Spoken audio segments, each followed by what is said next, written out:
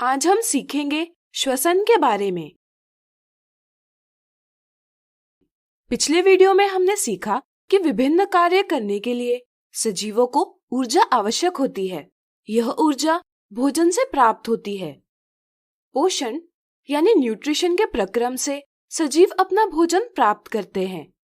भोजन से ऊर्जा निर्मित के लिए सजीवों को श्वसन यानी रेस्पिरेशन का प्रक्रम आवश्यक होता है।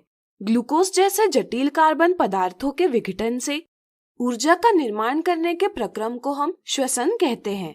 चलिए इस प्रक्रम को विस्तार से समझें। ऑक्सीजन की आवश्यकता के आधार पर हम श्वसन को वायवीय श्वसन और अवायवीय श्वसन इन दो प्रकारों में विभाजित कर सकते हैं।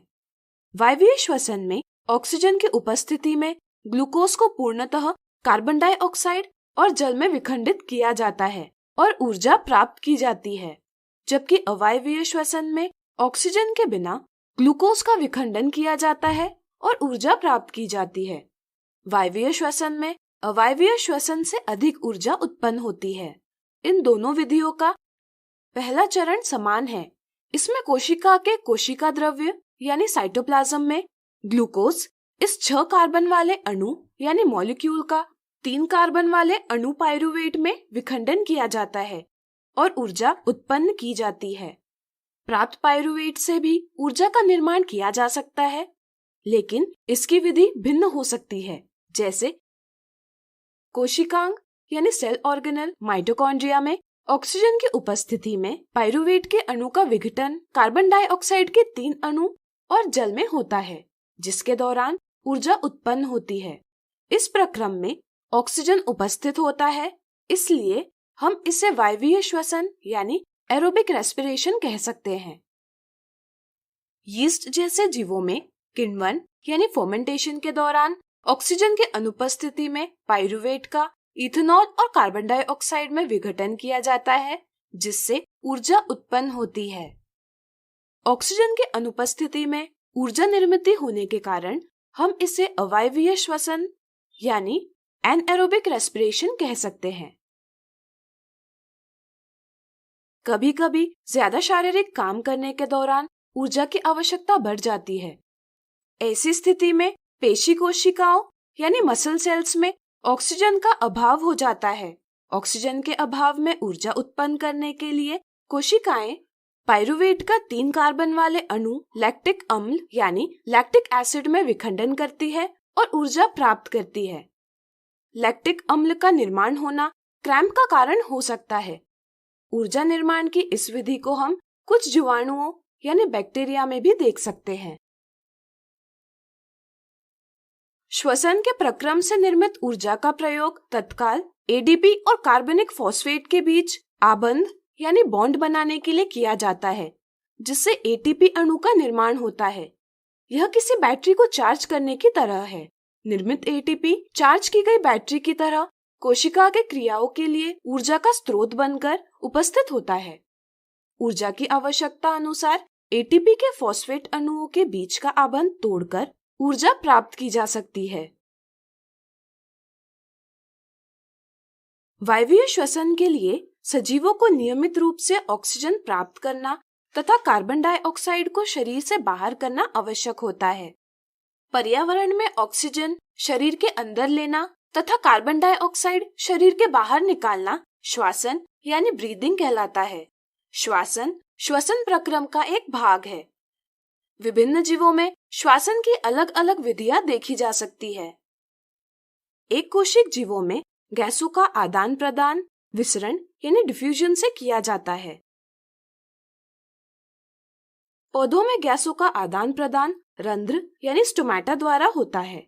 कोशिकाओं के बीच में अंतरकोशिकीय अवकाश यानी इंटरसेल्युलर स्पेस होता है, जिसके कारण सभी कोशिकाएं वायु के संपर्क में रहती हैं। वे विसरण द्वारा कार्बन डाइऑक्साइड और ऑक्सीजन का आदान प्रदान करती हैं। दिन में प्रकाश संश्लेषण की प्रक्रिया होती है, इसलिए श्वसन के दौरान कोशिकाओं में निर्मित कार्बन डाइऑक्साइड प्रकाश संश्लेषण यानी फोटोसिंथेसिस में प्रयुक्त होता है। इसलिए दिन में कोशिकाओं से ऑक्सीजन का निष्कासन होता है। रात्रि में प्रकाश संश्लेषण की प्रक्रिया नहीं होती, इसलिए कोशिकाओं से कार्बन डाइऑक्साइड का निष्कासन किया जाता है। जल में रहने वाले जीव जल में विलेय ऑक्सीजन यानी डिसॉल्व्ड ऑक्सीजन से ऑक्सीजन प्राप्त करते हैं। मछली मुंह से जल शरीर के अंदर लेती है और जल को बलपूर्वक क्लोम यानी गिल्स तक पहुंचाती है। यहाँ रुधिर यानी ब्लड जल में से विलेय ऑक्सीजन ले लेता है। श्वसन के लिए स्थलीय जीव यानी टेरेस्ट्रियल ऑर्गेनिजम्स वायुमंडल से ऑक्सीजन प्राप्त करते हैं। वायु की तुलना में जल में विलेय ऑक्सीजन की मात्रा कम होती है, इसलिए स्थलीय जीवों की तुलना में जलीय जीवों की श्वास दर द्रुत होती है। विभिन्न स्थलीय जीवों में भिन्न अंगों द्वारा ऑक्सीजन अवशोषित होता है। मनुष्य में वायु नासाद्वार यानी नॉस्ट्रिल्स से शरीर के अंदर प्रवेश करती है। नासाद्वार के मार्ग में महीन बाल और श्लेष्मा यानी म्यूकस की परत होती है।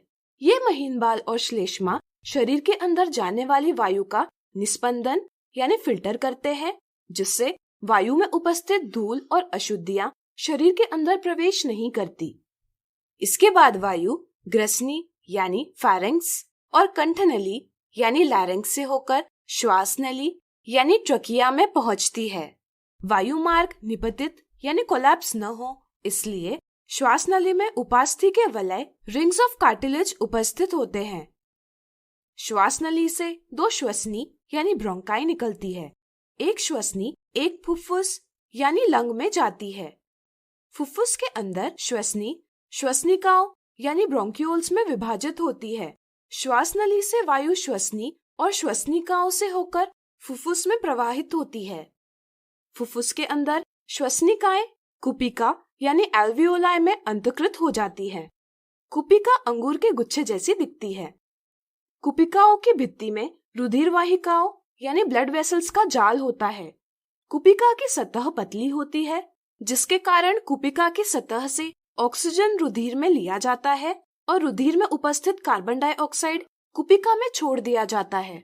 हम जानते हैं कि फुफ्फुस पसलियों यानी रिब्स के अंदर होते हैं। श्वास लेते समय डायफ्राम चपटा हो जाता है, जिसके कारण पसलियां ऊपर उठती है और वक्ष गुहिका यानी चेस्ट कैविटी बड़ी हो जाती है। परिणाम स्वरूप फुफ्फुस में वायु प्रवाह होती है तथा कुपिका वायु से भर जाती है।